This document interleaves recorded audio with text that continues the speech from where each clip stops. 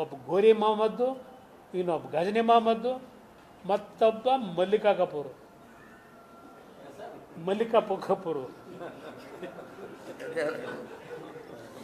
ಇಂಥರ ವಿಧಾನಸೌಧ 3ನೇ ಮಾಡಿಲ್ ಕೂತ್ಕೊಂಡು ಈ ರಾಜ್ಯ ಹಿಂಗೆ ಲೂಟಿ ಮಾಡ್ಕೊಂಡು ಹೋದ್ರೆ ಏನಾಗಬೇಕದು ಈ ರಾಜ್ಯದ ಪರಿಸ್ಥಿತಿ ಅಂತ. ನಾನು ಮೊನ್ನೆ ಬಜೆಟ್ದು ನೋಡಿದೆ ಬ್ರದರ್, ಬಜೆಟ್ ಕತೆ. ಮನೆ ಪಾರ್ಕಿಂಗ್ ಸ್ಥಳಕ್ಕೆ ಚದರಡಿ ಲೆಕ್ಕದಲ್ಲಿ ತೆರಿಗೆ ಅಂತೆ. ಮನೆ ಮುಂದೆ ನಿಮ್ಮ ವೆಹಿಕಲ್ ಮೋಟ್ರ್ ಬೇಕನೋ ಕಾರ್ನ ಪಾರ್ಕ್ ಮಾಡೋಕ್ಕೆ ಅದಕ್ಕೂ ನೀವು ತೆರಿಗೆ ಕಟ್ಟಬೇಕು ಅಂದರೆ ಈ ನಾಡಿನ ಜನ ನೀವು ಅರ್ಥ ಮಾಡ್ಕೊಳ್ಳದೆ ಹೋದರೆ ಈಗ ಈ ಬಜೆಟಲ್ಲಿ ನಿಮ್ಮ ಮನೆ ಕಾಂಪೌಂಡ್ಗೆ ಕಾರ್ ನಿಲ್ಲಿಸ್ಕೊಂಡಿದ್ರು ಇಷ್ಟು ತೆರಿಗೆ ಹಾಕ್ತೀವಿ ಅಂತ ಅಂದ್ಬಿಟ್ಟು ಈಗಾಗಲೇ ಘೋಷಣೆ ಮಾಡಿಬಿಟ್ಟವ್ರೆ. ನೀವು ಸ್ವಲ್ಪ ಇದೆಲ್ಲ ಎಚ್ಚರಿಕೆಯಿಂದ ಮುಂದೆ ಹೋರಾಟ ಸರಿಪಡಿಸ್ಕೊಳ್ಳದೆ ಹೋದರೆ ಕೊನೆಗೆ ನಿಮ್ಮ ಬೆಡ್ರೂಮ್ ತಗೋ ಬರ್ತಾರೆ ಟ್ಯಾಕ್ಸ್ ಹಾಕಬೇಕು ಅಂತ.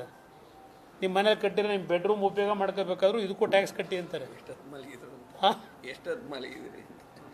ಇದು ಈ ಸರ್ಕಾರ ಇದು. ಯಾರೂ ಮಾಡದೇ ಇರೋ ಸರ್ಕಾರ, ಇದು ಸರ್ಕಾರದವ್ರು ನಮಗೆ ದುಡ್ಡು ಕೊಡ್ತಾ ಇಲ್ಲ. ಅದಕ್ಕಿದೆಲ್ಲ ಪರಿಸ್ಥಿತಿ ಆಯ್ತಪ್ಪ. ಪಾಪ ಗ್ಯಾರಂಟಿ ಸ್ಕೀಮ್ ತಂದಿದ್ದೀರಿ, ಆ ಬಡವ್ರನ್ನ ಉದ್ಧಾರ ಮಾಡ್ತಾ ಇದ್ದೀರಿ, ಅಭಿನಂದಿಸ್ತೀನಿ ನಿಮ್ಮನ್ನ. ನಾನು ಅಭಿನಂದನೆ ಇದೆ ನಿಮಗೆ ಗ್ಯಾರಂಟಿ ಸ್ಕೀಮ್ಗಳು ಕೊಡ್ತಾ ಇರೋದಕ್ಕೆ. ನಾನು ಏನು ಅಸೂಯೆ ಇಲ್ಲ. ಇನ್ನೂ 2,000 ಜಾಸ್ತಿ ಮಾಡಿ, ಇನ್ನೂ 2,000 ಜಾಸ್ತಿ ಮಾಡಿ, ನನ್ನದೇನು ತಕರಾರಿಲ್ಲ.